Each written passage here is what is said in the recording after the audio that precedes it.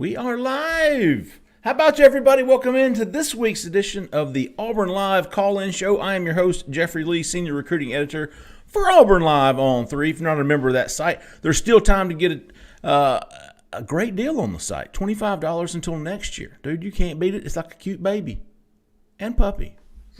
You just can't beat it. Hey, I am joined as I am always by Mr. Jhead, Mr. Keith. I think Mr. Justin's going to be joining us here. Cole is on baby duty tonight. I put him on baby duty tonight, get him some time with the family. So, Mr. Jhead, how you doing, big dog? I'm doing good, man. I'm doing real good. I'm sitting in my swanky hotel. You still there? Listen, I'm here to the 12th to the 13th, I think. Great day. Yeah, man. It's all right. But interested to hear what our callers have to say tonight. We had a great championship weekend. Made some coaching hires. Got some recruiting news. So, Jhead, have you ever been left out? Oh! Somebody got left out, didn't they? Hey!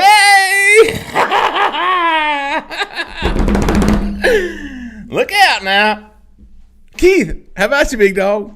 I'm missing the joke, but that's nothing new, man. Anybody get left out today? I'm not the sharpest knife in the drawer. Did anybody get left out of anything today? I don't know. Were the college football playoffs announced? Oh, okay. Well, they were. Keith's a Florida boy. He doesn't pay attention to. I'm just laser focused on my job, Jeff. All right. Listen, after I watched 6 episodes of the Larry Sanders Show today, I got back to my job. I got something for that. Jeffrey. Because listen, Nick Saban, I love it because he's constantly about rat poison and don't pay attention to the things you can't control. And what was he doing? Bama fans, please call into our show. What was your head coach doing? He was begging to get into the college football playoff, and not talking about the quality of his wins, but the fact that he would be the Vegas line might predict him to be the best opponent. Do you know how weak of an argument that is when your best win is Texas and you barely beat Texas A&M? That's pretty beta. Yeah, that's pretty beta, right? I mean, look, that's very Mac Brown-ish, okay? Keith, you all right down there? Very Mac Brown-ish. Look, I didn't really have a problem with the Final Four of who they picked. I mean, I thought the resumes were probably the best 4, but yeah, obviously if there would have been anybody. Tennessee, yeah, I hear you. I mean, I agree. I don't know. Well, the SEC East was more difficult. Sure. I think the SEC East, and really that's the first time. In how long? I'm shifting here, by the way. This is what we call deflection in the business. Right. When was the last time the SEC East? I mean, you got the most dominant team by far in the conference, and the second best team in the conference, and after that, I mean, Bama, to me, I know they lost to LSU. They were the 3rd best team in the conference. And then after that, it's a big drop off. Just because they lost to LSU, everybody loses a game they shouldn't lose. But yeah, I mean, I think they picked the teams with the 4 best resumes. But it's not what I think are the 4 best teams. I mean, I'm not saying that those aren't the 4, but the criteria is just what you think. It's you got to have some results to back it up. Right. I think there has to be a resume, and I think. Yes, while Alabama has a bunch of 5 stars and, that they have perennially been in the playoff, they rewarded the team that had the best resume in TCU, who earned this, whether they are going to be able to compete with Georgia or not, or Michigan or not. They gave it to a team that had better wins than Alabama, that played in its conference championship, unlike Alabama, and I was happy to see the college football playoff do the right thing. Now, look. Once again, is Alabama versus Georgia a more competitive game than TCU versus Georgia? Probably, if we're being honest. But do they deserve to be there? No, they don't. Right. I agree. Hey, before we get started, I know everybody here is looking for a new house in or around Auburn, Opelika, Lee County, Alabama. And if you are, look no further for somebody to help you. Jessica Andrus with eXp Realty. Give her a call. It's 334-704-4442. That's Jessica Andrus with eXp Realty.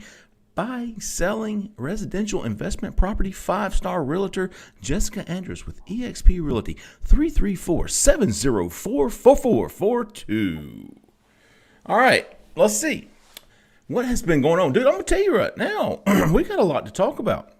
Man, I just had a good joke. I guess I'll save it for next time. I don't know. We have a lot to talk about. Zach's jumping in here from the back. He must have some good news for us.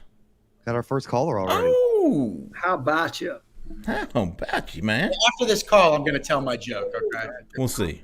0177. You're live. Who we talking to? Where are you calling from?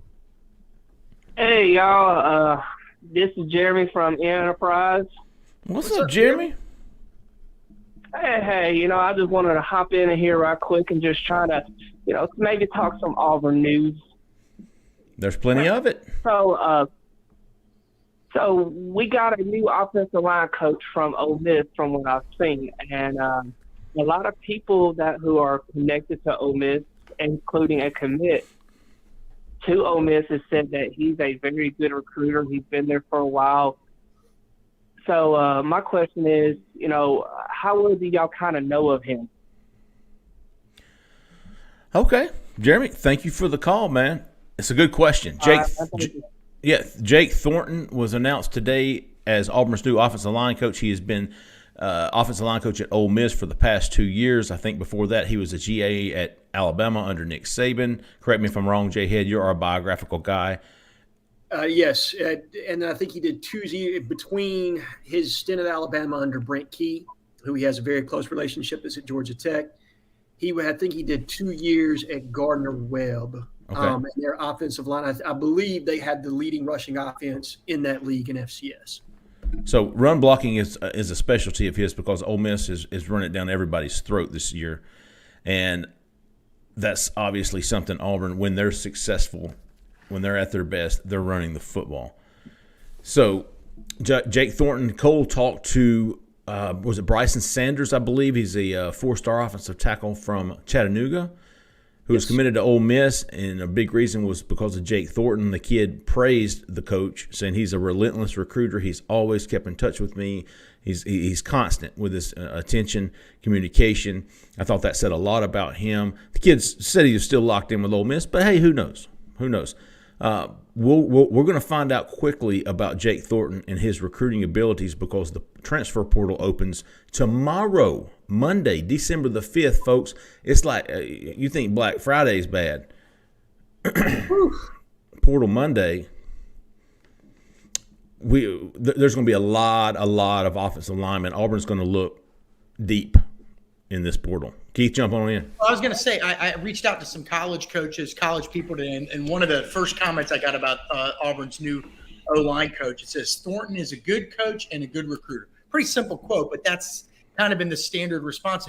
So far, the hires that we've confirmed, you got him. He's a young guy. You got Jeremy Garrett, who's the defensive line coach, who's seen as a rising guy too. And from the early hires, the ones that we've confirmed, these are guys that seem to be on an upward path. And I think sometimes fans, again, we don't know whether that upward path is going to continue, but fans are always thinking, okay, who are the splash hires going to be? Well, remember, tomorrow's splash hire is today's riser, right? So you can't have a staff of all older guys, all guys that already have these great resumes. You need guys that are young and hungry too. The old guys are expensive too. That's right. And so, when Chris Kiffin, who we've been talking about the last few weeks, when he was brought in by Hugh Freeze at Ole Miss, nobody knew anything about him.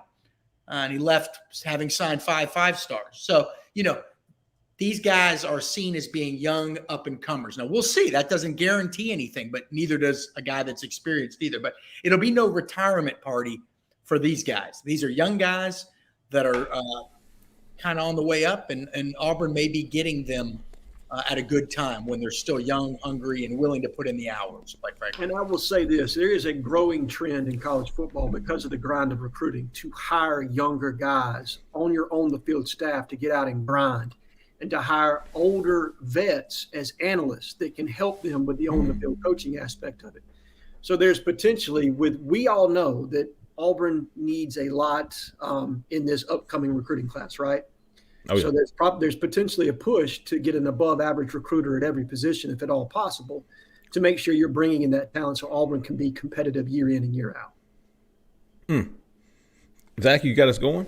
Yep, got 2 callers here. All right. 5407. You're live. Who we talking to? Where are you calling from? It's Justin from Nashville. What's up, Justin from y'all, Nashville? guys? Doing well, man. How you doing? Wonderful. All right. What's on your mind tonight, Justin? They've said a lot of names in this DC look. Travis Williams, Grantham names popping up. Oh, God, not. Please, God. And then Chris Kiffin. But if y'all had to bet on somebody, my worry with T. Will, and not that I don't love the guy, but my worry with T. Will is that is he prepared to be a defensive head coach, per se? And I just want y'all's opinion. I appreciate y'all, guys. Appreciate you, Justin. Good stuff, man. That's a good question. Auburn's still without a defensive coordinator. According to Justin Hoganson's reporting, it looks like Todd Grantham, Travis Williams seem to be the two most talked about, at least the last hour. Barry Odom is still on there. Correct me if I'm wrong, Jhead. Barry Odom is still in there. I feel like those three names are the three names that we've heard the most about in the past 24 hours. And I'll add Jeff Collins' name as somebody. Oh, yeah. That's right. That I've heard that's also in the mix there. So that's probably your top four. Now, we don't know every moving piece of this, guys, too. So right. There are guys that are definitely candidates that are being spoken to that we're unaware of. But go ahead, Keith. I was going to say, we also, you hear chatter out there. How much influence will Jimmy Sexton have in some of these decisions? Okay. I don't know. Scott from Virginia. Well, there's definitely been some get him on the phone, Zach. On my phone today, there's been a little bit of buzz about certain guys and who's represented by Jimmy Sexton, who isn't. So that's just something. Keith, do you think Derek Mason is the name we should continue to mention? Early on, we heard this a week or so ago that Hugh Freeze liked him. Was, I don't know about a fan, but liked him. Thought he was a good defensive player. And then Derek showed up in the Auburn, Montgomery area on Friday recruiting. He's recruiting a couple guys. Was that Lochapoka for J.C. Hart? Yeah, it doesn't seem like they're going to flip a guy. No, but it was interesting that he was there, right? It was curious, right? And then Montgomery Catholic has a kid that decommitted from Georgia Tech, I want to say. Right. So it was interesting. It's enough to at least put him on your radar. I mean, look, because those are tea leaves, by the way. Look at the hires. Exactly. Look at the hires so far. Garrett worked with Freeze at Liberty. Mm-hmm. Zach Etheridge, Christian Robinson, Cadillac already at Auburn. And then you got the Maurice Harris. Correct. The tight ends coach. Ben Amaraya. Every single one of them, other than the three that were retained on the set, have some connection to Freeze, right? Right. That his tree, I don't know about tree, but in his group network. Yeah, his network. Either work for him or work for somebody that's close to him. And we mentioned this last week. And Grant Hurd, the receivers coach at UCF, has worked for him before and currently works for Gus Malzahn, who's one of Hugh Freeze's best friends. Travis Williams, one of Hugh Freeze's best friends. And so a pattern seems to be all the names we're hearing for a lot of the names we're hearing for these other positions. OC, the Ole Miss offensive line coach, again, another Ole Miss guy, or a guy with Ole Miss or that worked at Ole Miss. So, yeah, it just seems like, Mason, to answer your question, could be. Look, if you've got I'm sure Scotty V does, but if you've got the wall in your living room and the pictures up everywhere, you've got the yarn tied here and the yarn tied there, right? Derek Mason's on there with a piece of yarn. 100%. Right. Is he next to Stringer Bell or never mind? That's a Wire reference. But it's you're right. We're looking for connections in our job. Okay. Now people tell you things, and a few of us have heard today that that people in the business aren't buying the Grantham to our possibility. They're not buying that at all. Doesn't mean they're right, but people in the business are telling us, I don't see that happening. That seems like, because I think he is a Sexton client, I believe is what I was told. Now I could be wrong. And maybe they're just trying to get that name out there. I mean, look, this is create some buzz about him. Right. So hey, if Auburn's looking at him and they didn't hire him, maybe we can get him over here. If he's good enough to be in their top five. Yeah, that's how Jimmy Sexton works. I'm learning, Yeah. Hey, good stuff, Justin. I'm sure we'll come back to that defensive coordinator throughout the show because that's a hot topic. Zach, you got us going? Yeah. Let's see. 1647. You're live. Who we talking to? Where are you calling from? Yeah, this is Jeff Freeze from Trenton, Georgia. Wanted to say I enjoy you guys' show. I've just kind of recently jumped on the last few weeks, and I appreciate y'all's input and knowledge, and giving us average fans the information we want to hear. Thanks, man. I'm Thank glad you you very found much. us. What'd you say your name is? Jeff C. from Trenton, Jeff C. from Trenton. Georgia. All Yeah, right. we're just southwest of Chattanooga. Okay. All right. You got any questions for us? Yeah, I did. I know y'all talked briefly already about coordinator positions. A question I had was, do you think that the fact that Freeze may be reluctant to relinquish the play calling 100%, that would hinder us getting a bigger name? Fair question, Jeff. Fair question. Hey, appreciate you calling, Jeff. Hope you call back, man. I'm glad you found us. I'm glad you're listening. We do appreciate it. Jhead, first of all, Jeff, we're going to get to your question next, but we didn't answer Justin's question. Justin asked us, who would your pick be right now? Mine, Justin, for the DC job. We got to talking. Somebody else did. My pick, Jhead, I would either say Travis Williams or Barry Odom. Yes. Would you? I concur completely. And look, I know that there were some people that are a little bit apprehensive when it comes to Travis because of his lack of experience, which I completely understand. 2 years at UCF. 2 years at UCF.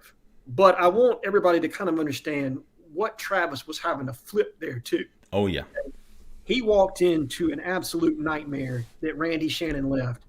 Randy Shannon's 2020 UCF defense was 123rd in total defense and 90th in scoring defense.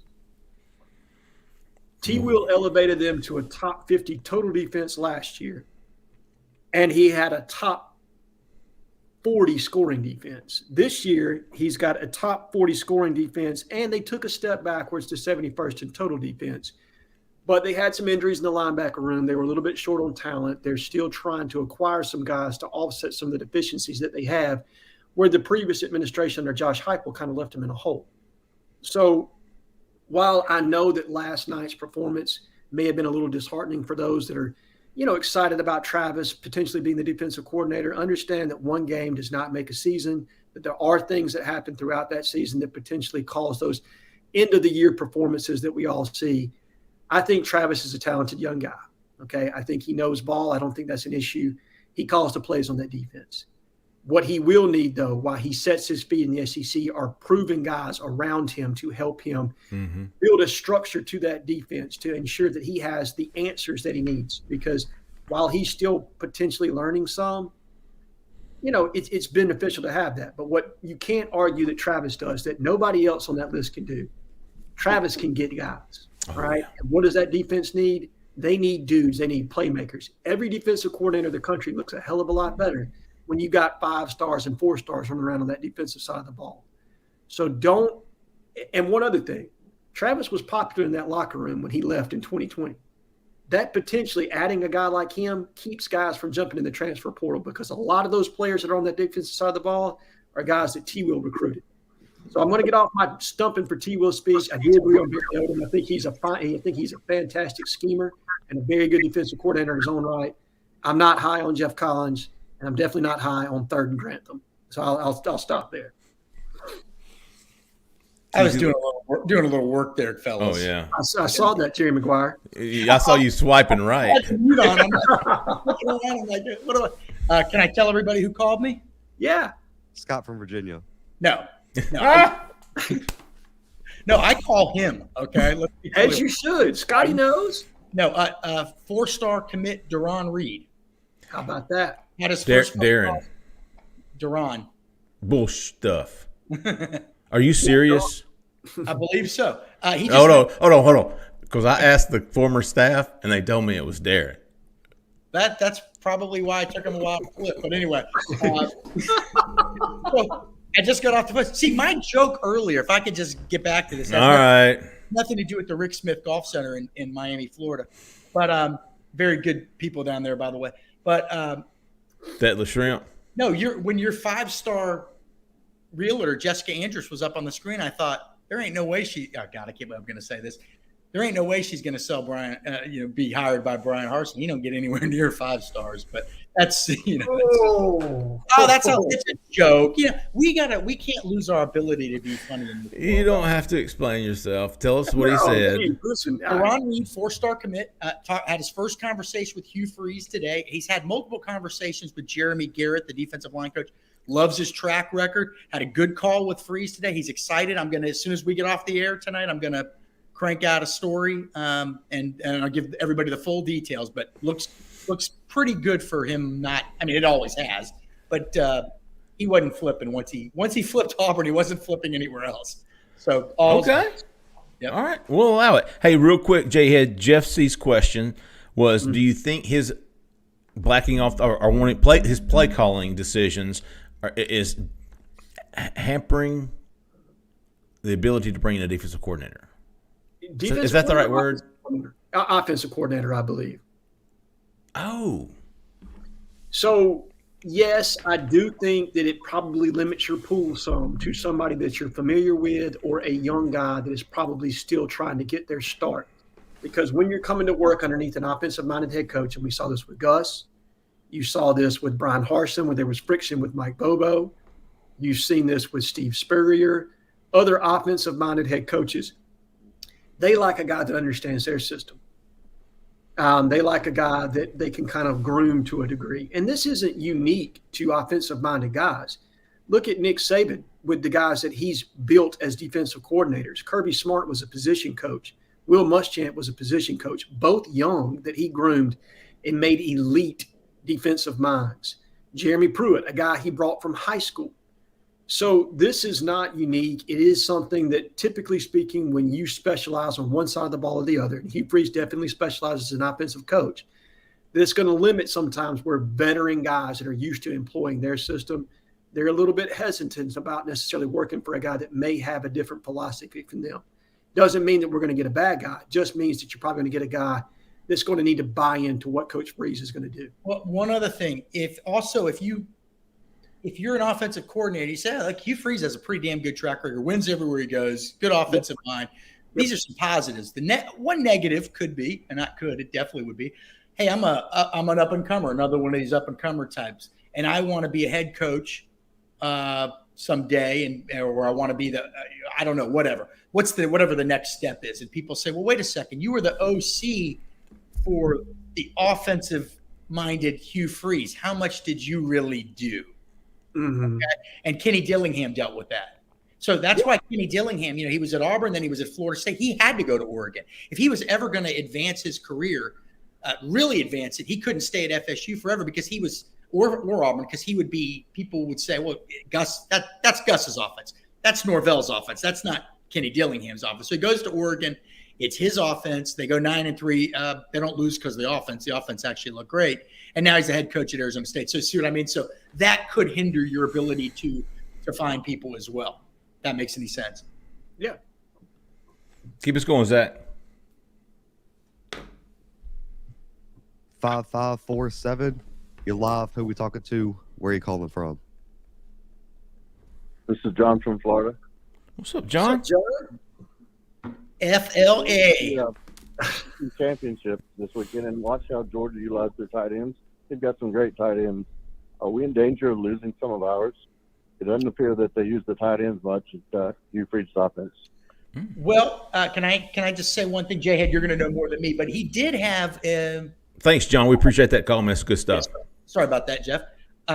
At Ole Miss, he did have a young man by the name of Evan Ingram, who was a 3-star recruit out of Atlanta. Now, he was on the lighter side, 6'3", 205, 210, coming out of high school, 7-on-7 star, pass-catching guy, 3-star guy. But at Ole Miss, he caught, I want to say, 150-plus passes. 153. Was it 153? I don't know.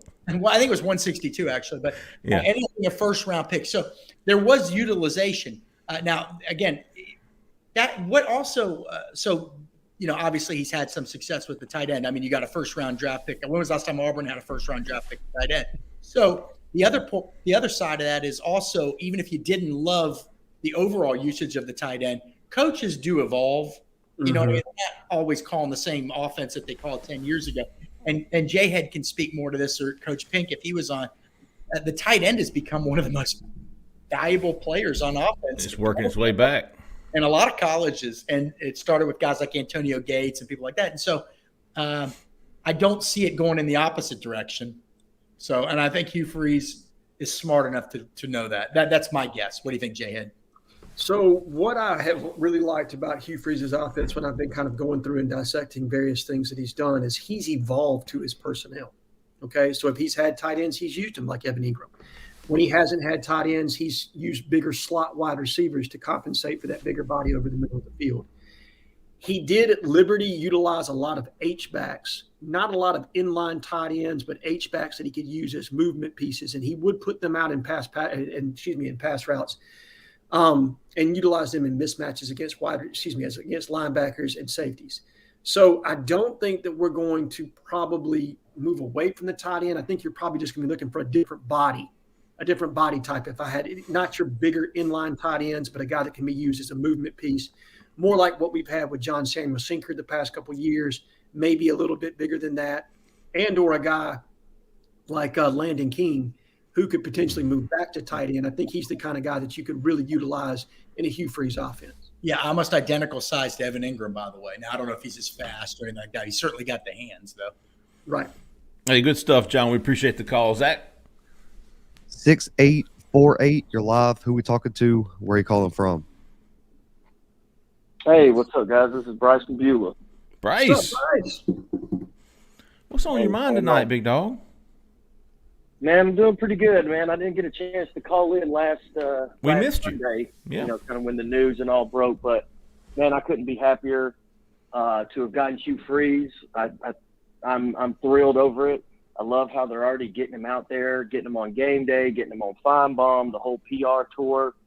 I think he's handling everything. I know the kind of running joke seems to be about his Twitter and all that. McAfee took a shot again on game day, but it seems like he's handling it. And do you think Saban or the rest of these guys outside of Kiffin are actually handling their own Twitter? So I just think it's such a moot point. But I went on and got over there with Brett Whiteside and them, signed up for On to Victory about an hour after he retired. So I'm ready to rock. Good for you, Bryce. I appreciate the call. We'll be looking for you again next week, man. It was I've heard a lot of positive from Auburn fans about this hire, and I think a lot of people are fired up. I'm sure OTV has seen their war chest increase since the hiring. I thought Hugh Freeze did a fantastic job at his opening press conference. I thought he did a fantastic job deflecting from that crap on game day. And listen, you got to bring it up. I understand that. But, he even said on game day, if I'm not mistaken, it's a team effort on my Twitter. I mean, I can't keep up with it. Hell, nobody can. You think any of these coaches are on there, besides Lane Kiffin? Well, and maybe Lane needs to let somebody handle his Twitter. Yeah, exactly. If we're being completely honest, and that's not just a shot at Lane, but sometimes it gets the better of social media gets the better of all of us, right? Sure, absolutely. But what I would say to that, and I do want to hear Keith's thoughts, is that these guys have so much that they got to cram into a day. Absolutely, they all have help with their Twitter, from the position coaches up. Recruiting is a 24-hour business. Branding yourself is a 24-hour business. Branding the school that you're coaching for is a 24-hour business now. They absolutely have people in these recruiting and off-the-field departments that help out with every coach, specifically the head coach, as it pertains to the image that you're putting on social media. So, yes, all these top-tier coaches in the SEC have somebody that assists them. It is a group effort for a lot of people. I hate that, there's a cleansing of the palate to a degree with Hugh Freeze, where you have to ask these questions about redemption and the things. It's kind of a purging of the media cycle where you have to get all this out, right? And then we can move forward into Auburn football and what's he doing in recruiting and all the other pertinent questions that all the Auburn fan base really cares about. And I do think that he's been good with transparency, because I think there's a part of the fan base that needed to hear that. I think there's very much a part of the fan base that needs to know who Hugh Freeze is now, and what he's been through and what he's going to do to make sure he doesn't take another misstep in the same situation that he did at Ole Miss. So I think it's good that he's been transparent. I'm glad that hopefully at some point, maybe, next year, it won't be, like Bruce. Do you remember when Bruce had all these questions asked about the NCAA stuff that first year he was here? And then it just kind of, slowly filtered out as he began to win and run his own program. And I'm hoping that'll be the same effect with Coach Freeze. Keith? Yeah, I don't really have anything more to add to that. I mean, a lot of the head coaches out there, they're not really tweeting a bunch. They're not contacting recruits on Twitter. That's what your assistants do. That's what your staff behind the scenes people do. It is cool once in a while, I think, or cool for some kids to see that Hugh Freeze is following you on Twitter, but he ain't gonna have some long-winded back and forth like, Jeffrey with, women on MySpace back in 1997 or whatever. There's not going to be any of that. There's going to be just, hey, this guy followed me. And if you look through, like we used to track, Jeffrey, you and I used to do this. We would track Gus Malzahn's follows. Who's he following? He didn't even follow every recruit.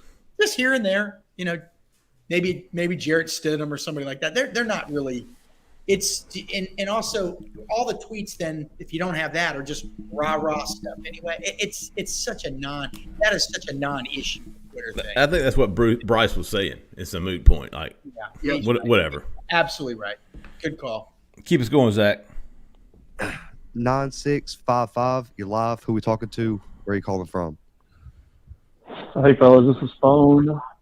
What's up, Phone? Oh, phone. Landline. Sorry, it's weird when I hear an echo of myself. Interesting, your phone. About the strength and conditioning. I haven't seen any announcements of that.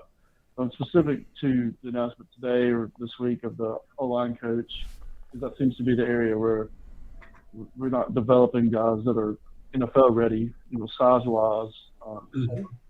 With Hugh's history with linemen, do you see him developing guys that are going to make it to the league? Because that's going to obviously draw more guys that are going to be good in college as well.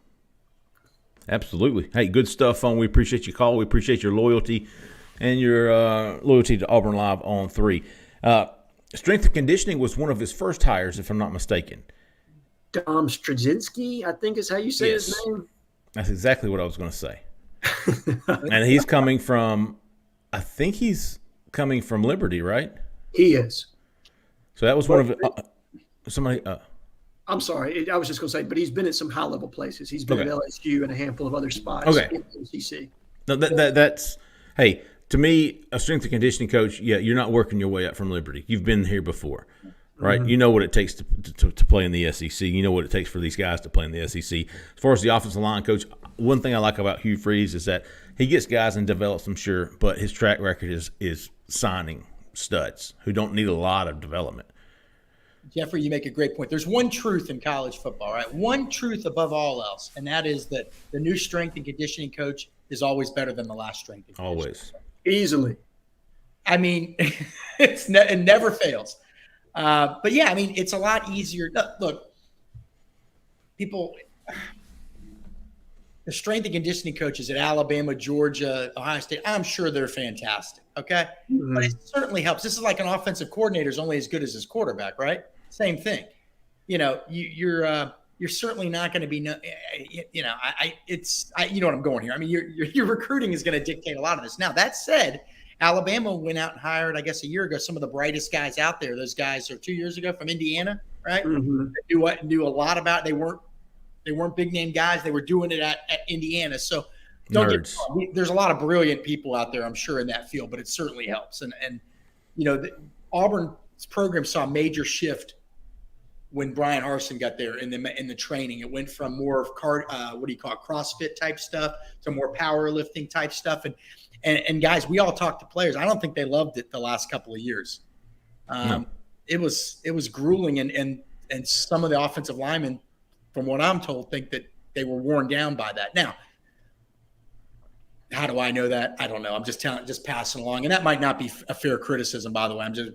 So sure. The point being, there were probably other guys on the team that loved it, right? Right. It's a matter of taste. That's all it is. Whatever the head coach feels comfortable with, good enough for me. Good enough for me. as far as the offensive line development, like I said, I think it's more of Hugh Freeze signing the Laramie Tunsil's and excuse me. I mean, he goes out and gets dudes. You had a lot of developmental guys for the past 10 years, really at Auburn. Sans a handful of guys who were highly thought of coming out of high school. And honestly, did any of those guys besides maybe Greg Robinson pan out? Going back to Gus. Oh man, Sean Coleman. Braden Smith was Smith at times rated very highly, but by the time he committed to Auburn, there was some mixed opinion out there. But he was rated fairly high. And effective, very effective at Auburn. I mean, you're Sean talking Coleman was 10 years ago. Of the guys, of the highest rated signees, I mean, Calvin Ashley was the highest rated. And he did start the game, and you're thinking, okay, his career is going to take off. And then a week later, he wasn't even on the team anymore. It was the weirdest thing you ever seen. FIU? Is he at FIU? And he went to FAMU, I think. Okay. Yeah. Oh, no, he went to FAU first, I want to say. Yeah. And then He went to Florida A&M. I haven't heard from him since. I think he started that one season and then kind of fell off the map. And also, Keith's not wrong, because if you remember when Nick Brahms interviewed with Auburn Live, he spoke about how the strength and conditioning really, he felt like wore him down, and there were some weeks where he didn't feel 100%. I think a lot of that goes back to offensive lineman is a real weird position. Like, how you train a wide receiver cannot be how you train your offensive tackle. Agreed. Absolutely. Phone, one of the reasons I'm excited about the next couple of weeks is that transfer portal opens. Auburn's already got some stud offensive linemen that they're aware of, and we're going to see some moves made this week on some transfer offensive linemen. Jhead. And speaking of transfer linemen, junior college lineman Xavion Miller was a current commitment of our new offensive line coach. He's the #1 junior college tackle in the country. I think he may or may not be getting a phone call, guys, if I had to guess. So hopefully we'll be able to also bring him on board along with Blackstock and the multiple other transfers that are in the transfer portal, because we need bodies like it was yesterday on the offensive line. And I will say this, man, some of these guys that we have on our list are not officially in the portal yet, these offensive tackles. We expect them to be at some point as early as tomorrow. But these are stud guys coming out of high school, one of which I expect it to be at Auburn, if not two. Yeah. If not two. The two guys that we've talked about, and we're not at liberty to say because out of respect for them, they haven't officially entered the portal or even declared their intentions, but there are two stud high school offensive tackles. I say high school because they haven't done anything at college. They may have had a redshirt season. They haven't played much, but they were thought to be studs coming out of high school. I expect both of those guys to end up at Auburn.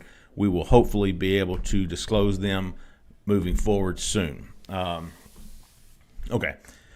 Zach, keep us going, big dog. Sorry, I was responding to Keith. 7485, you're live. Who we talking to? Where are you calling from? Hey, this is Z. Hey, Z? Georgia. I'm sorry, Z, I cut you off. Where are you from? Fairfield, Georgia, right outside of Atlanta. Okay. Hey, I love it. Yeah. Yes. Yeah, I'm a Jacksonville State graduate. How about that? Gamecocks, baby. There you go.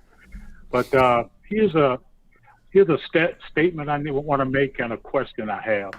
Okay. First of all, Deion coming to Jackson State was an excellent move for them. He brought in a lot of resources they needed. I used to live in Jackson, and the facility was pretty run down, and he brought a lot of stuff they needed in, which is a great deal. Mm-hmm. Now my question is, what happened to all the kids that went there because of him? You think they will leave? Yes. I think it depends because some of these guys utilize their one-time transfer to go to Jackson State, and I don't know if that will hurt them if they'll be penalized for trying to transfer again going up a level. I'm not exactly sure how that rule works as far as that's concerned. The high-level kids that came out of high school, I think he signed 6 top 300 recruits in the country during his time at Jackson State. I think that's right. I would expect a large majority of those to follow him to Colorado. I'm not sure on Travis Hunter. I've heard mixed things there just because the NIL situation for him is going to be insane. I would think he would follow Prime, but I know that he's going to be in line for some big, big offers as far as that's concerned, and that may drive him to go somewhere else.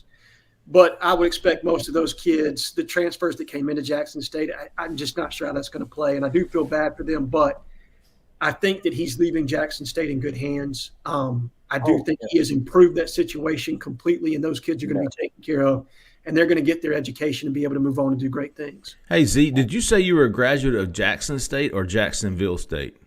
Jacksonville State. Okay, all right. I'm just making sure we had it right. Yeah, there you go. I would have been class of 98, but I couldn't get up. Oh, okay. Yeah. Future Conference USA. Yeah. Hey, Zach, what are your thoughts on Z's question? Z, first of all, man, we appreciate your call. I am a son of Riverdale, Georgia. I was born in Clayton County General Hospital. Oh, okay. We beat them like they stole something back in the day. Yeah, that sounds about right. Thanks. Appreciate that. We beat them like they stole something. Z, we appreciate your call, big dog. I hope we hear from you again. Zach's going to continue on. Zach, when I said I think they're going to leave, I was talking mostly about the high school guys, like his son, like Travis Hunter. I don't know about the NIL stuff, but I would expect those guys to leave. First of all, I thought Deion did such a fantastic job of bringing light to that school, to that conference, and I was really disappointed in seeing the fans at his last game deucing him. I don't know if you've seen that, right? They were singing, "If you're going to leave," stadium, and it was like the whole vibe all night was weird because he skipped out on his post game press conference. The SWAC was pissed about it because you just got your conference championship winning coach not having a post game press conference when the media has been sitting there waiting. The fans were kind of bitter, and then also the band, when they perform at halftime, the announcers talk trash to each other. They were like, "We tried to tell you he ain't SWAC, and he just used." I heard it, dude. Yeah, before this show, I had a 3-hour live call-in show where there were some interesting opinions on that. But in terms of players leaving, Shedeur was in his press conference today. He said, "This is Shedeur Sanders, my son, and this is your next quarterback at Colorado." I mean, yeah, you know what it is with him. Shiloh, though, is not a guarantee he's going to go. Like, he is kind of 50-50 on it. Travis is in the transfer portal. I don't know if he'll end up at Colorado.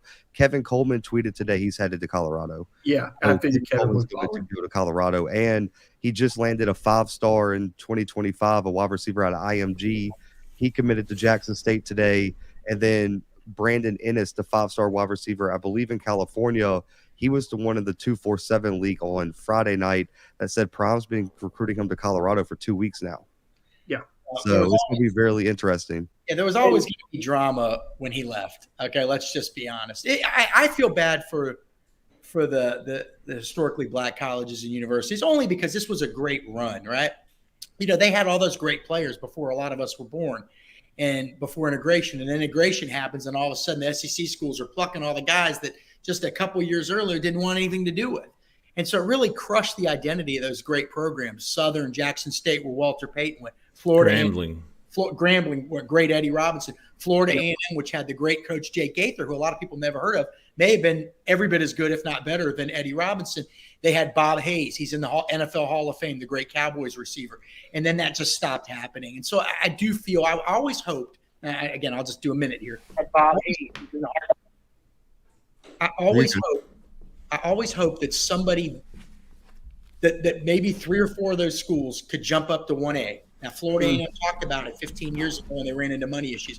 Could jump up and maybe a network or BET could kind of promote them as the black college Notre Dames and say, we're going to give them everything these other schools have, and let's see what they can do. But we haven't got to that point yet. I was hoping maybe just for those schools, just for those fans, because when game day went to Jackson State, that was emotion that you don't – and Appalachian State, but obviously different situations. But you take it for granted when they come to Auburn, right? They don't take it for granted when game days at Jackson State. So it was a great run. I wish him the best at Colorado. It's going to be fun. It's not going to be boring. That's for sure. Absolutely. Before I get to this caller, he's also the highest paid coach in Colorado history by almost double. Well, listen, almost $6 million I went and hit golf balls this morning in Tampa, Florida. Guy pulls up right next to me on the driving range wearing a Colorado football shirt. I doubt that guy's worn that much lately. Okay. That's the effect. Whatever they're paying him, they're going to get it back 5 times. I'm just telling you. Colorado, you're going to start seeing people wearing Colorado gear. What was his contract, Zach? Do you know? Let me pull it back up. I think it's 6 years, $5 million a year. Oh, I'm sorry. Yeah, it's like somewhere around like a little bit over $5 million a year, pretty much. And then on top of that, like the buyout clause is outrageous. If he wants to leave, fully guaranteed, Zach, at $30 million guaranteed. Well, it was always going to be a school that had low risk, right? To take it. Auburn is used to being at a certain level. Colorado's only had a couple peaks in its history. Now they were good; they were good peaks. National championship. But that's right. But beyond that, before that, after that, and they had one other little run, and after that, they've been awful. Historically, it's a below-average program. Sure. Right? So. Yeah, they haven't won a bowl game since 2004. Just to put it in perspective. So who was their quarterback back when it was in the 90s? Well, you had Stewart. Yeah, he didn't win a championship. It was the guy before him, Salinassi, was the starter that got cancer and died. And they had, I can't remember who took his place, but I believe that's who won who? It was Hagen's. Okay, and they beat Notre Dame in the Orange Bowl, I believe, right? Yeah. Nebraska. Nebraska. They had Salam win the Heisman. They were the Big Eight. They were the Big Eight then. Yeah, that's it, Zach. That's it. That's who I was thinking of. Salam. Rashawn Salam. Yes. That 90s team was I think it was 90s, wasn't it? Yeah, he won the Heisman in '94 because that was the year Steve McNair was in the running and everything like that. They won the national championship before that. I think they did not. Jhead, they were in the Big Eight with Nebraska at that time, so I don't believe they would have played. You're right. They beat Nebraska to play Notre Dame in the Orange Bowl. You're right. And I think they went 10-1-1 to win the national title. I believe they lost and a tie. My memory's right. That sounds right. Zach, keep us going, big dog. 9035. You're live. Who we talking to? Where are you calling from? This is Bo is great. How you guys doing? Bo, what's up, big dog? Hey, guys, before we get started, can we get Zach an Auburn helmet or something back behind his head? I have one. It's just not in sight, man. I'll put it back there for this show. I got you. We're gonna hook you up, Coach. I promise. I'm telling you, I just see all these little helmets back there. I think, is this an Auburn show? I think there is an Auburn helmet, or is that South Carolina? No, that's Austin P. That's what I said. Right over my shoulder. Yeah. What's up, Bo is great? What's on your mind tonight, big dog? I just called to say what a great hire we had. All right. You like it, do you? Yeah, I think we're going to have a nice flip coming this week, after this weekend, too. Oh. Ooh. I hope you're right, Coach. Little bird in the air. What position? Maybe cornerback. Have I written about him in the past 12 hours? I don't know. Oh my God, Bo! Come on. I'm a lover, not a reader. I hear you. I'm a writer, not a reader. Well, you guys, fantastic show. Love the hire.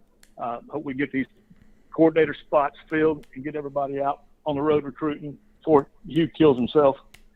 Working so hard. He's been churning it out. Yeah, he looked like he was on his last leg the other day when they were tweeting out some pictures of him. It looked like he'd been burning the candle hard on both ends for the past 72 hours, Coach. He looked rough. Maybe they'll give him a nap for Christmas. So Bo is great. Comes in here hot. He get busy. Coming in here with a hot take, Bo. Hey, Bo. Thank you, Bo. We appreciate you. We appreciate your loyalty at Auburn Live on 3. You're a decent poster. 4-0. Go ahead. I like Coach. I love Bo. I'm messing with him. I know you are. He keeps me straight, man. Bo is great. He's one of those kind of guys that he just wants to see Auburn play up to its level and its capability. Doesn't accept anything other than that. So I appreciate you, Coach. I think he's got some minor ties, too. Go ahead, Zach. I'm sorry. Just shut me up. 4085. You're live. Who we talking to? Where are you calling from? Calling from Coleman, Alabama. Hey, listen. That's Hank Williams territory. Yes, sir. Bo Cephas, baby. Well, this is the Wolf. The Wolf! Calling in. I just got off work. I've been banging on 2 different sites all day trying to figure out what's going on. Okay. Just gonna let y'all know that, even though Hugh wasn't my guy, I'm willing to give him a chance. I think that's a good start there, Wolf. Right? You got to get behind the guy. Yeah, I wanted y'all to be smiling with Dion as the coach, and you're making y'all's job easier. Well, according to reports, he would have been cheaper. Yeah. By $1.5 million. But I'm sitting here thinking about, my question is about Hugh. While I'm on hold, I really couldn't hear what y'all was talking about. Well, earlier, Jhead was talking about how much is on the coaches. And being at Auburn and him getting another shot in the SEC, he's going to be busting it. And I think the first names I'm hearing is, I think he's going to want somebody that he trusts, that knows what has done, been with him before.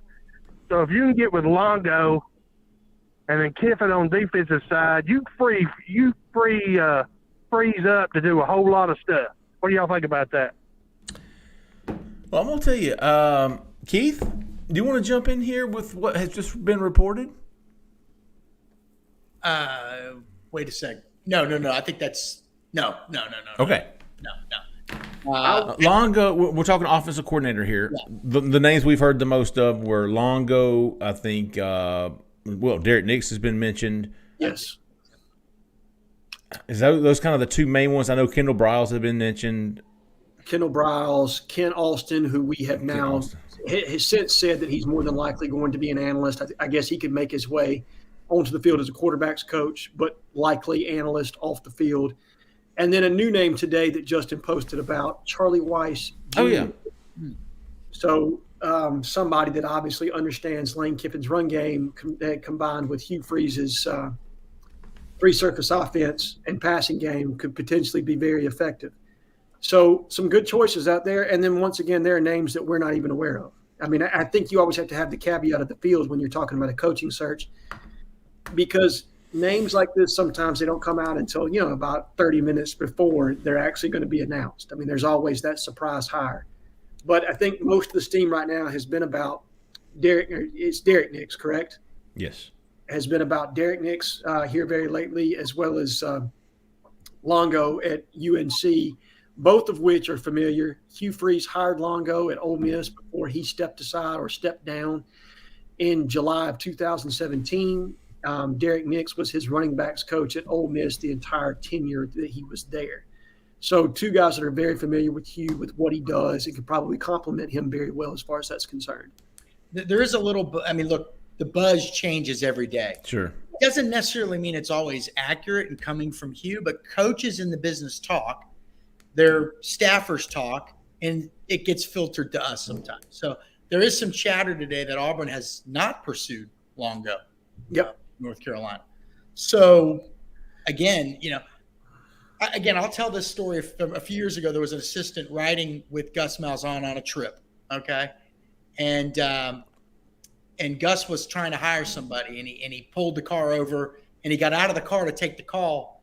So the assistant with him didn't know who he was talking to. So no, that's not just him. My point being, there are guys working with Hugh right now that might not know what direction he's going to go in. Right. Everybody talks. I mean, you can't keep a secret. I mean, come on, man. I mean, you know what I mean? So who knows, right? But that was some of the chatter we heard today, that maybe Auburn isn't, in fact, pursuing Longo of North Carolina. I tell you, I've got to say, I sent that message to you guys yesterday. Out of the blue, dude messages me, never seen him. And he called the offensive line coach from Ole Miss coming to Auburn, and the other half of that was Derek Nix. Yes. So fire Cole and hire Scott from Virginia. And I'll break the bad news to Cole right now. Let me. Oh gosh, so that keep us going, big dog. Hey, appreciate you, Wolf. Appreciate you on this call, and we appreciate you on the board as well. 9485. You're live. Who we talking to? Where are you calling from? Hey guys, it's David in Kings Mountain, North Carolina. And I've got a question because I'm absolutely clueless with the NIL stuff. So how does the coaching staff prioritize the NIL dollars and the bidding, I guess, that's going on for O-line and D-line guys this cycle? And are we at the point now where there's an off the field staff member that's totally dedicated to managing these offers and budgets? Hey, that's a good question, David. And I tell you what, I think technically that is not on the coaches. No. I think technically you have a guy like Jason Campbell with some football. I think for part of On to Victory, part of Jason Campbell's job is an assessor, an NIL value guy.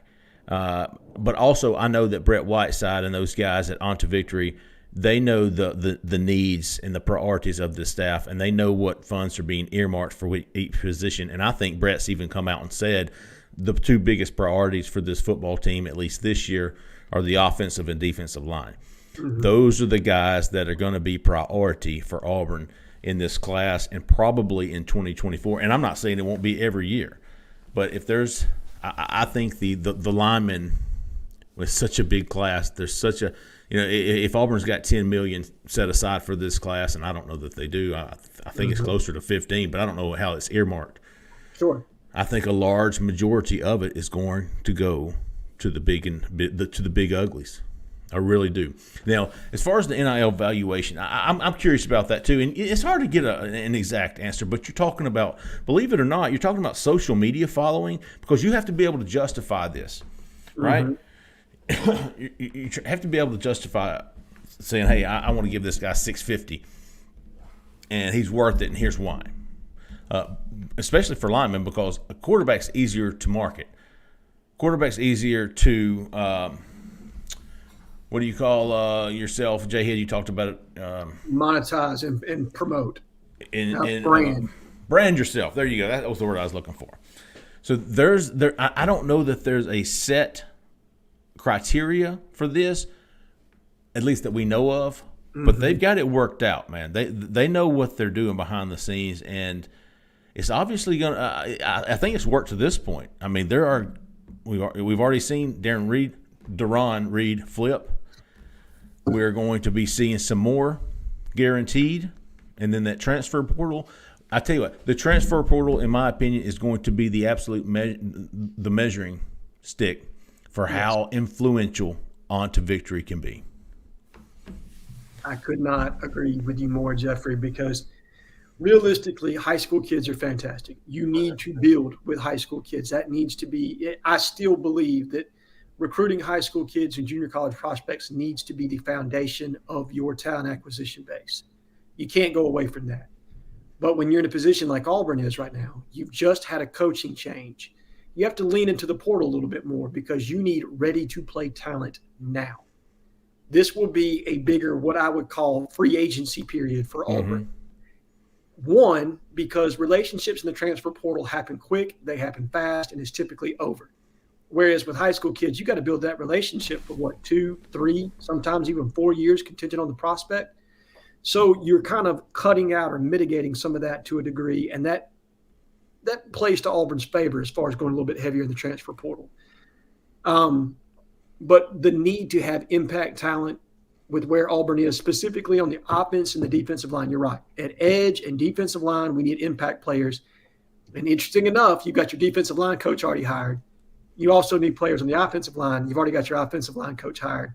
You're ready to go for the transfer portal come Monday or Tuesday, whenever that happens, when those 6,000 names flood that database as far as that's concerned. So excited to see that we're going to be attacking the lines of scrimmage. But you're right, Jeffrey. I think at the skill positions, yes, we need an upgrade in talent and we need to acquire some guys. But it's really going to be impactful on your lines of scrimmage. That's where the game is played in the SEC, and that's where we need to improve. Hey, good stuff. 9332, you're live. Where are you calling from? Who we talking to? Hey, this is Eric Mack from Little River one more time. What's up, Eric Mack? How y'all doing? Good, big dog. What's on your mind tonight? Oh, man, I just wanted to say, look, I'm a little disappointed. I mean, with the hire, I hate we didn't get Mandus in Colorado right now. But but I'm gonna get behind this cat right here and support him and hope that he's hungry like he says he is, and hopefully, see some wins. I mean, that's what we want. That's right, Eric Mack.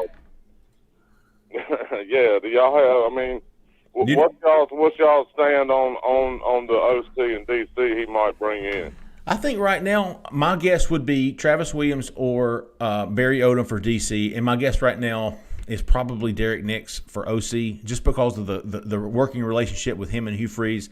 I feel like Hugh Freeze would be there's a good dynamics there. I mean, he's been his position coach, right? He's been his running backs coach. He's been wide receivers coach at Ole Miss.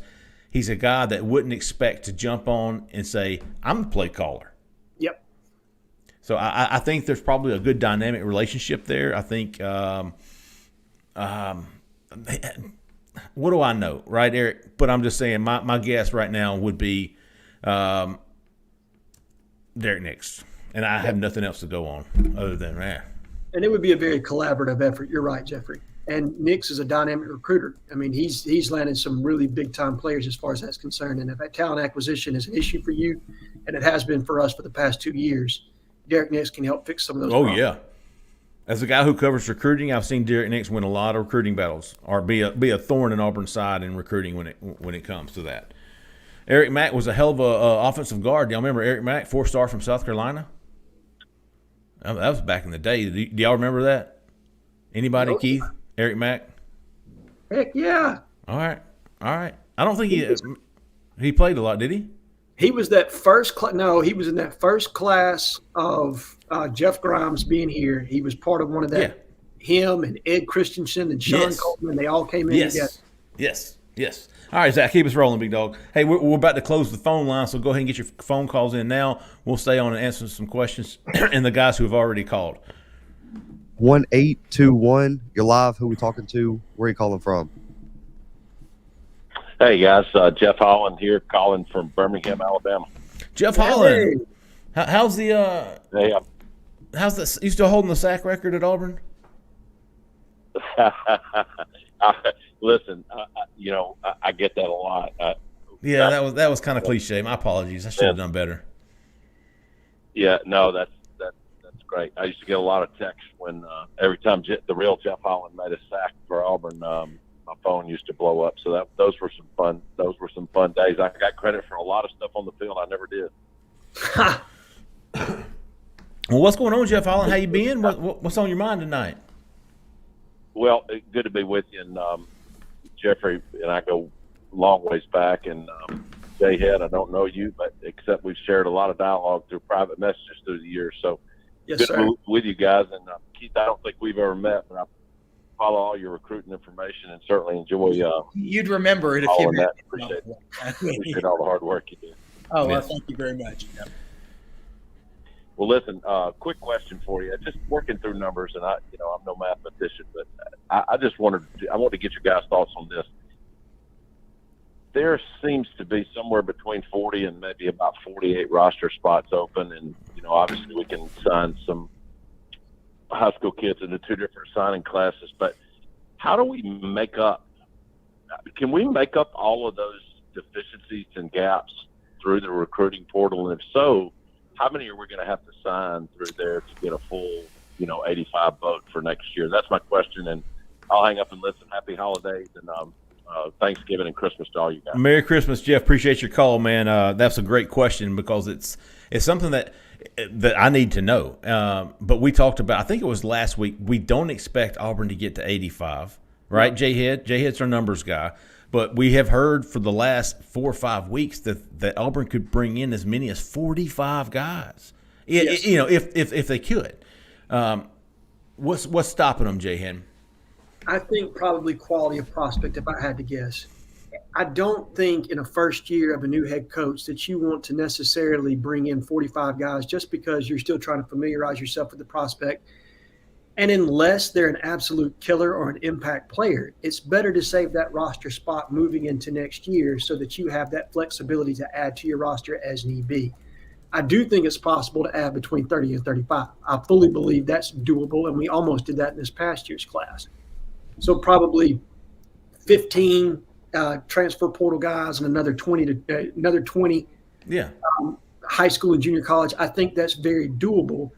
And then, Coach, to answer your specific question, I think probably what you do is you try to entice some potential walk-ons with NIL dollars, some guys that are maybe going to be going to Sanford or Troy or UAB, guys that may not otherwise get a scholarship at Auburn. Well, now you can compensate them for their tuition and give them the opportunity to try to earn a scholarship at Auburn while also making sure that they're financially secure. So I think that's probably what you're going to see to get that extra 10 spots is us use our money very smartly that way in acquiring some talent like that, so you're not completely having holes on your roster. Jhead, as a matter of fact, man, I've been told that that was a part of the plan at Auburn was to improve their walk-on program, even if it came to NIL money, to not offering scholarships, but offering an NIL packages for some of these walk-ons to improve that program that has it's been hit. You know, you don't see the Tubbs walk-ons anymore. You don't see those guys. Even Gus has some quality walk-ons. Yep. If you remember, back I think might have been Chizik or Gus's early years. You know, Drake Smith was Auburn's leading wide receiver, and he come up from the walk-on program. I remember he was teammates with James Swinton in high school. James Swinton got the scholarship. Drake Smith was a walk-on. Drake ended up playing. James Smith never heard from him again. I love those guys. As a former walk-on myself, I'm a big walk-on guy. I love to see the stories, and Auburn's has some good ones in the days, man. And Roderick Hood? Yeah, Roderick was a walk-on. I didn't know that. Roderick Hood. Speaking of which, his nephew could be joining Auburn soon. Zach, are we called up on our phone lines? No, we still got 4 people. Damn, let's get them going. I'm sorry, Zach. I'm sorry, dude. I thought that was our last call. Oh no, you're good. The last 4 callers will be 3365, 2176, 4973, 9868. So those will be the last 4. But 3365, you are live. Who are we talking to? Where are you calling from? Hey, what up, fellas? It's Bo from Moody. Bo from Moody. What's on your mind tonight, Bo? How are y'all doing? Pretty decent, man. What's on your mind? Hey, did y'all see Satan on TV today whining about that they didn't get in the playoffs? Did I?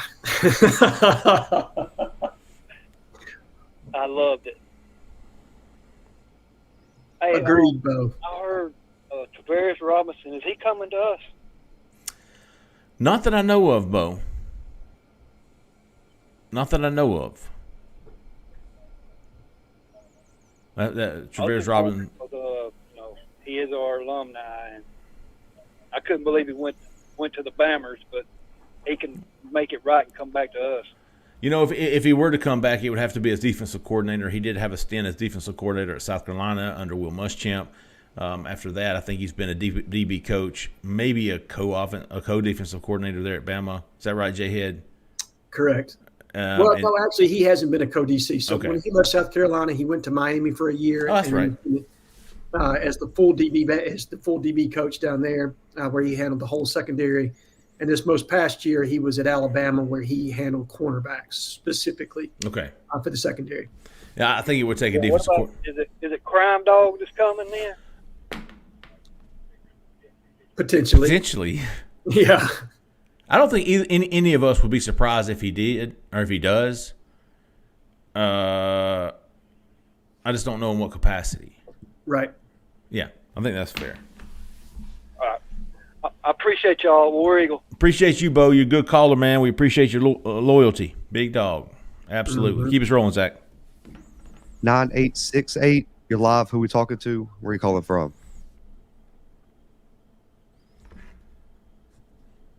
(9868). You're live. Hey guys, it's Cade from Statesboro. What's up, Cade? What's up, buddy? What's on your mind tonight, Cade? Nothing much, dude. Just getting ready for finals. You know how it is. Oh, no, I didn't. I never studied for those. I was too smart. Didn't have to. Oh yeah. Well, so I just had a question. So, say Derek Nix and Travis Williams both come to Auburn. How does that affect like the current makeup of the staff, like as far as position coaches go? Like, what does Derek Nix coach, like as far as like running backs, wide receivers, and what does Travis Williams coach in addition to defensive coordinator? I'll take hey, good stuff. Okay, that's a really good question and something that I have talked about as early as today or as soon as today. I will say that Travis Williams is, cut his teeth coaching linebackers. I don't think that would change if he were brought in as defensive coordinator. I think Christian Robinson, that doesn't mean he's out. I think that means he may move to a different position, potentially edge or something like that to help out with Jeremy Garrett. Jhead, do you disagree? No, I don't. Here's the thing. I think Travis is smart enough to coach a different position if they needed him to, if that fit best for the team. But when you have a guy that's been as successful as he has with recruiting linebackers and coaching linebackers, it doesn't make a lot of sense to me to move him into a different position. Whereas somebody like Christian Robinson may have a little more versatility because he cut his teeth for 2 years at Ole Miss, coaching the defensive line under the eye of Chris Kiffin, who's a fantastic defensive line coach now currently in the NFL. So I can see that working out for sure. I think right now we're a little bit unsure of how it's all going to shake out. Sure. Other than Trav being a candidate at Auburn, I don't think we all know exactly how the pieces would fall in place after that per se. Yeah, these are just guesses. And then the Derek Nix, he's got background at wide receiver and running back. I don't know that an offensive coordinator could coach another position like that besides quarterback. And I don't know, Jhead. I don't know what he would do. I think he would be wide receiver and offensive coordinator. If I had to guess, when you bring in a classic quarterbacks coach, that's something that Freeze has really liked to have always. Obviously, his current quarterbacks coach at Liberty has had a lot of success, being a former quarterback himself, coaching in the CFL and being an OC at Ole Miss back in the day, Ken Alston. When he was at Ole Miss, I believe he had the old quarterbacks coach from the Miami Hurricanes days and a guy that also had been in the CFL. I'm losing track of his name right now, but a guy that was a very accomplished quarterbacks coach in his own right. So I think he would have a traditional a traditional QB coach, and that Nix would probably be the wide receivers coach and collaborator with the offense. That would explain why Maurice Harris has not been designated a position. He was the co-OC wide receivers coach at Liberty. Yes. We know he's on staff. Now, the Grant Hurd, I don't know what that would do with the buzz of Grant Hurd, the wide receivers coach at UCF. Nothing has been confirmed there. I know UCF, some people at UCF think he's already out the door, but I think that's a little immature, a little premature. Yeah. So, but that's a fair and good question, Kay. We'll be definitely keeping an eye on that. Does that keep us going? Final two? Final two. 4973. You're live. Who we talking to? Where are you calling from? What's up, fellas? This is Stephen Queef. Oh, Stephen Queef. Hey, before I get to my question, I just wanted to let y'all know I wanted to read a few lines from the Creed, and if you don't like it, then you might be a douchebag. Easy, killer, easy. Now, in that guy's defense, he definitely reached that out to defensive Jeffrey and I. He's a good kid. Listen, that was funny, Queef, but that he was a good kid. He was. He I will say that. That was funny and warranted, yes. But he did. He was fantastic. He had an apology waiting for us when we got off the air that night. That's right. Much respect to that kid. Good. I'm glad to hear that. My question, I got a Butch Report notification earlier that DJ Uyunglele or whatever, Jay Lee, you can help me with that. No, that's perfect. That's exactly perfect. He hit the portal, and one, do you think that's someone Auburn could go after? And two, I mean, it's not just broader. What kind of quarterback do you think they'd bring in? Fair question. We've got two guys we're watching. Would you throw DJ in there, Jhead? I would not. Okay. I don't. Here's the thing. I think Auburn is probably going to bring in a transfer quarterback. There's no question. I don't think, and I do think DJ is going to command some NIL money. I don't think we're going to spend heavily on a quarterback in this class because Hugh Freeze's offense fits Robbie so well. I think there's a thought that he could be the guy as far as that's concerned. I do think they're going to bring in competition. I think they're going to bring in the guy with potential. But I think the needs around the quarterback position are so great in this class with both offense and defensive line that that's where the predominant amount of your money is going to go. So I'm not sure that DJ would be a fit at Auburn. I personally haven't been overly impressed with what he accomplished at Clemson. But maybe, you can always be surprised as far as how that turns out. We'll have a list out tomorrow, Queef. Some guys to watch. So I'm going to hold off on putting him on our board. We've got two guys on here. Have they entered the portal? I don't want to say their names unless they've already declared. No. Okay. All right. I think we're good on that. Okay. We're going to hold off on that. Look for us tomorrow, though. Probably tomorrow afternoon. A lot's going to hit the fan in the morning. It's going to be chaotic Monday. Forget Manic. It's going to be chaotic Monday. We'll try to sift through everybody that's in, everybody that's not in, and try to come up with a very good list of transfer portal targets tomorrow afternoon. Queef. Good call, Big Dog. We appreciate you, man. Zach, send us off. 2176, you're live. Shut down the show. Who we talking to? Where are you calling from? This is Chris from Helena. What's up, Chris? What's on your mind tonight, Big Dog? I just want to agree with Jhead because they already said that DJ Ungale is heading to USC with a package deal with his brother. Boom. Good fit. That's coming out of high school now. Okay. Well, that's good. And then one thing I would agree with McElroy, what he said about Texas A&M, because those players are leaving like leaving the ship like rats. Mm-hmm. Yeah. You got to have players that love university. Yeah. Not just coming there for money. And I just want to get y'all's opinion on that and hang up and listen. Absolutely, man. Hey, appreciate that call, Chris. Good stuff to go out on tonight.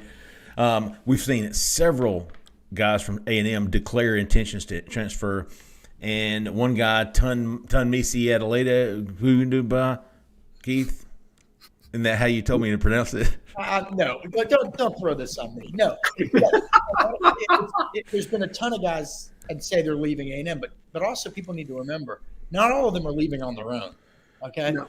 So it's up to a staff like at Auburn to say, okay, who left on their own, who didn't leave on their own, why does this guy fit what we as a program want? So there's a lot of factors there. But what was the question? I'm so sorry.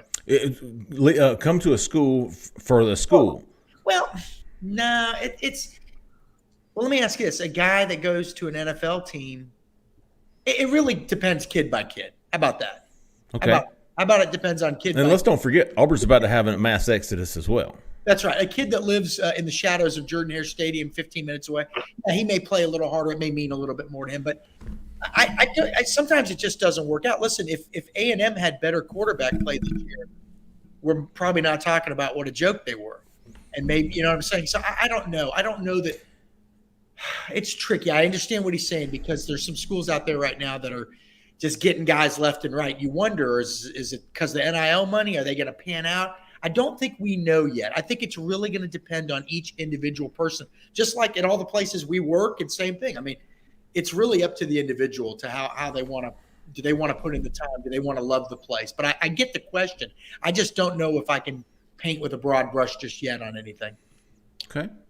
I do think there's some concern in the coaching community because I have heard this voice from friends that are in the business that NIL is making it more difficult to create a positive culture in the locker room because there is a monetary incentive involved now. And guys that have been on the team and producing that don't necessarily have NIL deals, vice recruits that are coming in that are high-dollar recruits that haven't even played a snap at your university.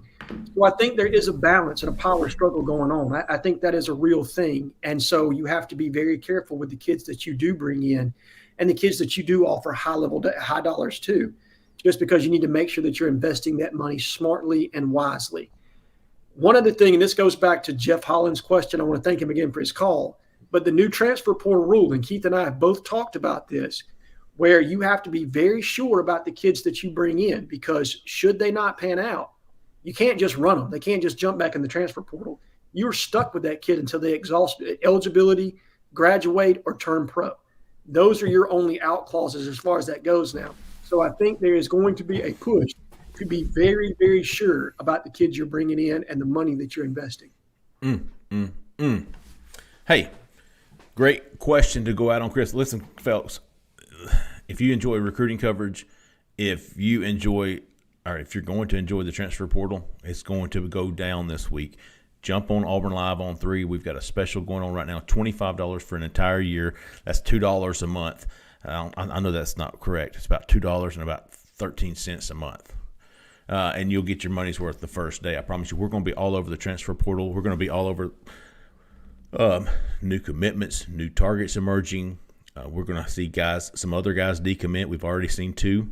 We're going to see some more. We're going to see Auburn kids entering the transfer portal. We're going to see official visits set up. We're going to see in-home visits. Everything is going down starting this week. Jump on Auburn Live on 3. And listen, we don't ask for any super chats or tips on this YouTube shows. We just appreciate y'all listening. If you want to support us, one thing you could do is hit that subscribe button on the Auburn Live YouTube channel. We'd appreciate that. It does for us. I don't know what it does for it, but it does something for us, and it's free to you. So we'd appreciate that. But, man, we love this show.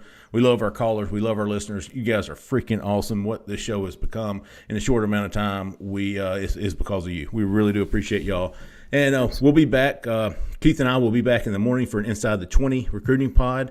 What's Wednesday? We'll have another Inside the 20 on Wednesday. We'll be having a modcast on Thursday. We'll have a recruiting live show on Friday with Mr. Jhead back, and then we'll be back next Sunday night at 6:30 Central Time to do this all over again. And one more time before we go, Jessica Andrus, eXp Realty, living in or around Auburn, want to sell your home, want to buy a home, 334-704-4442. She will do it all for you, I promise you, and she'll make me sit at home by myself while she goes and works for you. It kind of pisses me off, but she's really good. 334-704-4442. Give her a call. Tell her we sent you. Hey, thanks, everybody. We really appreciate y'all. Couldn't do it without you, man.